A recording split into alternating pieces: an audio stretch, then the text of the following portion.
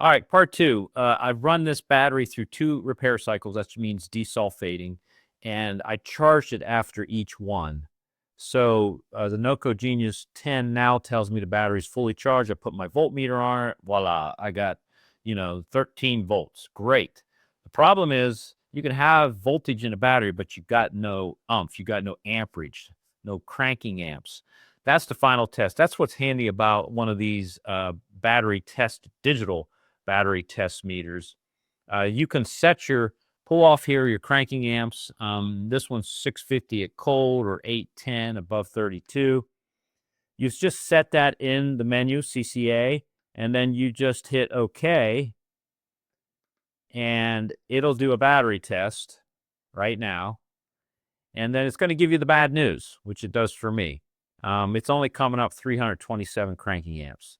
I'm kind of bummed out because it's been a whole process. It tells you to replace the battery. I'm going to run one more repair cycle, but I'm telling you, 3 repair cycles doesn't get it. You can't save this battery. And this battery is only 321. So, it is about going on 5 years old. Now, one last thing is your hydrometer. Now, I haven't done this yet. We're going to do it right now. I did pry these caps loose. Be careful. It's battery acid. If you have a hot battery, that stuff boils.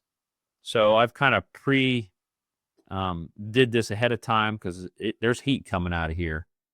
And let's just do a quick, this is an easy read hydrometer.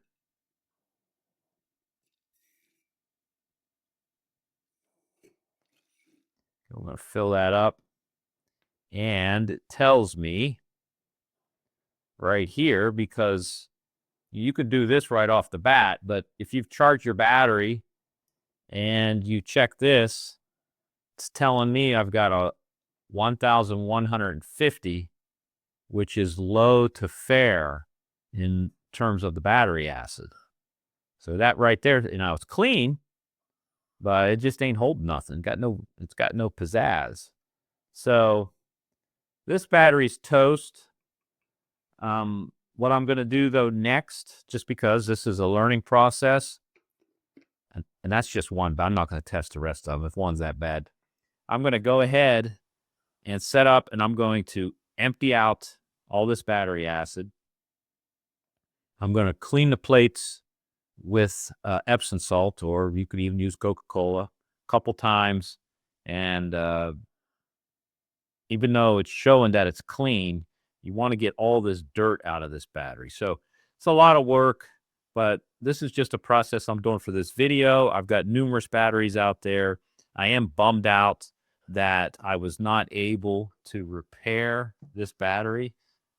So the tools work. I like the NoCo Genius 10. The repair mode didn't do it for me. My little tester, I like that. And of course, you could probably just start with something like this, $8 tool, check your battery acid. And, if it's coming in nasty like that, well, that's probably your answer right there. Hope you enjoyed the video. We'll see you next time.